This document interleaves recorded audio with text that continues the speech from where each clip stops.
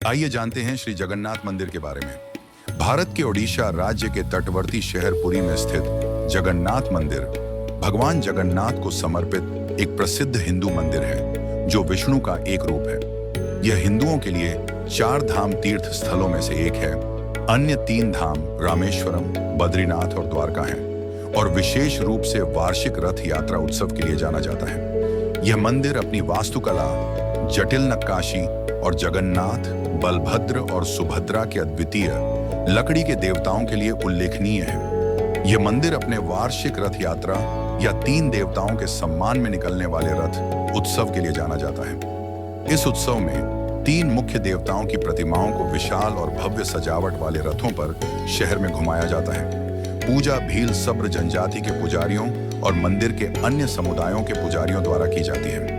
अधिकांश हिंदू मंदिरों में पत्थर या धातु की मूर्तियां होती हैं, लेकिन जगन्नाथ की मूर्ति देवदार की लकड़ी से बनी है और हर 12 या 19 साल में इसकी जगह एक हूबहू नई प्रतिमा बनाकर रख दी जाती है। कहा जाता है कि भगवान कृष्ण का हृदय यहाँ रखा गया है। यह मंदिर सभी हिंदुओं के लिए पवित्र और पूजनीय है, विशेष रूप से वैष्णव संप्रदाय के अनुयायियों के लिए। रामानुजाचार्य, माधवाचार्य, निम्बार्काचार्य, वल्लभाचार्य और रामानंद जैसे अनेक महान वैष्णव संतों का इस मंदिर से गहरा नाता रहा है। इतिहास। मंदिर का पुनर्निर्माण पूर्वी गंगा राजवंश के राजा अनंत वर्मन छोड़गंगा ने 11वीं शताब्दी ईस्वी में करवाया था, जैसा कि उनके वंशज नरसिंहदेव द्वितीय और मातृपक्ष के राजेंद्र चोल के केंदुपटना ताम्रपत्र शिलालेख में वर्णित है। देवता जगन्नाथ, सुभद्रा और बलभद्र मंदिर में पूजे जाने वाले देवताओं की तिकड़ी हैं। मंदिर के आंतरिक गर्भगृह में पवित्र नियम की लकड़ियों से उकेरी गई उनकी मूर्तियां हैं, जिन्हें दारू के नाम से जाना जाता है, जो रत्न जड़ित मंच या रत्न बेदी पर विराजमान है। साथ ही सुदर्शन चक्र, मदन मोहन, श्रीदेवी और विश्वधात्री की मूर्तियां भी हैं। देवताओं को मौसम के अनुसार अलग अलग वस्त्र और आभूषण पहनाए जाते हैं। इन देवताओं की पूजा मंदिर के निर्माण से पहले से होती आ रही है, और संभवतः इसकी शुरुआत किसी प्राचीन आदिवासी मंदिर से हुई होगी। किंवदंतियां। मदाला पंजी में किंवदंतियों के अनुसार पहले जगन्नाथ मंदिर का निर्माण मालव राजा इंद्रद्युम्न द्वारा करवाया गया था, जिसका उल्लेख महाभारत और पुराणों में मिलता है। इंद्रद्युम्न ने जगन्नाथ के लिए दुनिया का सबसे ऊंचा स्मारक बनवाने का प्रस्ताव रखा। यह 1000 हाथ 457.2 मीटर ऊंचा था। उन्होंने ब्रह्मांड के रचयिता ब्रह्मा को मंदिर और मूर्तियों की प्राण प्रतिष्ठा के लिए आमंत्रित किया।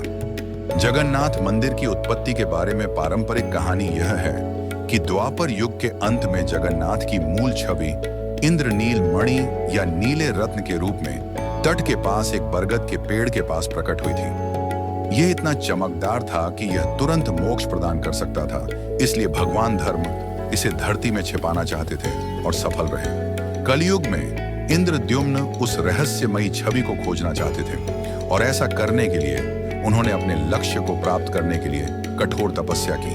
तब विष्णु ने उन्हें पुरी के समुद्र तट पर जाने और से एक मूर्ति बनाने के लिए एक तैरता हुआ लट्ठा खोजने का निर्देश दिया।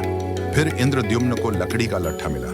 उन्होंने एक यज्ञ किया, जिसमें से नरसिंह प्रकट हुए और निर्देश दिया कि नारायण को 4 गुना विस्तार के रूप में बनाया जाना चाहिए, यानी परमात्मा वासुदेव कृष्ण के रूप में, उनका व्यूह संकर्षण बलभद्र के रूप में, उनकी योग माया सुभद्रा के रूप में और उनका विभव सुदर्शन के रूप में। इसके बाद विश्वकर्मा एक कारीगर के रूप में प्रकट हुए और पेड़ से जगन्नाथ, बलभद्र और सुभद्रा की मूर्तियां तैयार की। जब यह लकड़ी समुद्र में तैरती हुई दिखाई दी, तो नारद ने राजा से कहा कि इससे 3 देवता बनाएं और उन्हें एक मंडप में स्थापित करें। इंद्रद्युम्न ने देवताओं के वास्तुकार विश्वकर्मा से देवताओं के लिए एक भव्य मंदिर बनवाया, और भगवान विष्णु स्वयं बढ़ई के वेश में देवताओं को बनाने के लिए प्रकट हुए, इस शर्त पर कि जब तक वह काम पूरा नहीं कर लेते उन्हें कोई परेशानी नहीं होगी। लेकिन 2 सप्ताह बाद ही इंद्रद्युम्न की रानी बहुत चिंतित हो गई। उसने सोचा कि बढ़ई मर चुका है, क्योंकि मंदिर से कोई आवाज नहीं आ रही थी। इसलिए उसने राजा से दरवाजा खोलने का अनुरोध किया।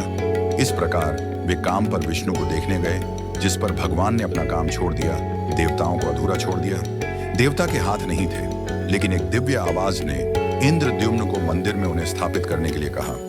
यह भी व्यापक रूप से माना जाता है कि देवता के हाथ न होने के बावजूद वे दुनिया पर नजर रख सकते हैं और इसके स्वामी हो सकते हैं। संरचना: मंदिर परिसर 37,000 वर्ग मीटर 4 लाख वर्ग फीट से अधिक क्षेत्र में फैला हुआ है और ऊंची किलेबंद दीवार से घिरा हुआ है। यह 6.1 मीटर 20 फीट ऊंची दीवार मेघनाथ पचेरी के नाम से जानी जाती है।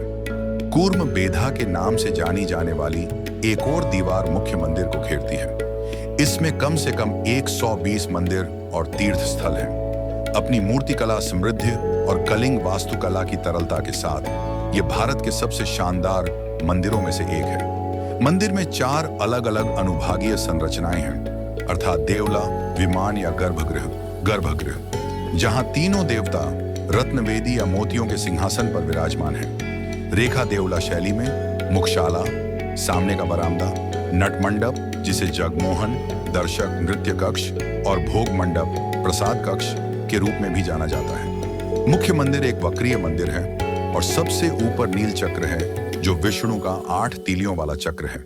यह अष्ट धातु से बना है जो 8 धातुओं का एक मिश्र धातु है और इसे पवित्र माना जाता है। ओडिशा के मौजूदा मंदिरों में भगवान जगन्नाथ का मंदिर सबसे ऊंचा है।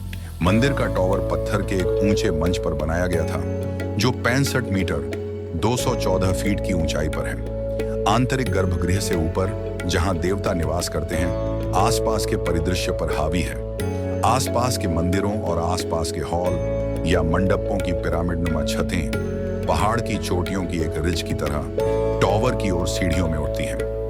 नीला चक्र शाब्दिक अर्थ नीला चक्र जगन्नाथ मंदिर के शिखर के शीर्ष पर लगा हुआ चक्र है।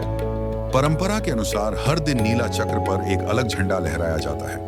नीला चक्र पर फहराए गए झंडे को पतित पावन, शाब्दिक अर्थ पतित को शुद्ध करने वाला, कहा जाता है और यह गर्भगृह में रखी गई देवताओं की छवि के बराबर है। सिंहद्वार जिसका संस्कृत में अर्थ है सिंह द्वार, मंदिर के 4 द्वारों में से एक है और मुख्य प्रवेश द्वार बनाता है। सिंह द्वार का नाम इसलिए रखा गया है क्योंकि प्रवेश द्वार के दोनों ओर 2 विशाल शेरों की मूर्तियां मौजूद हैं। द्वार पूर्व की ओर है जो बड़ा डंडा या ग्रैंड रोड की ओर खुलता है। दैनिक भोजन प्रसाद दिन में 6 बार देवता को चढ़ाया जाता है। रोसाघारा मंदिर की रसोई दुनिया की दूसरी सबसे बड़ी रसोई है।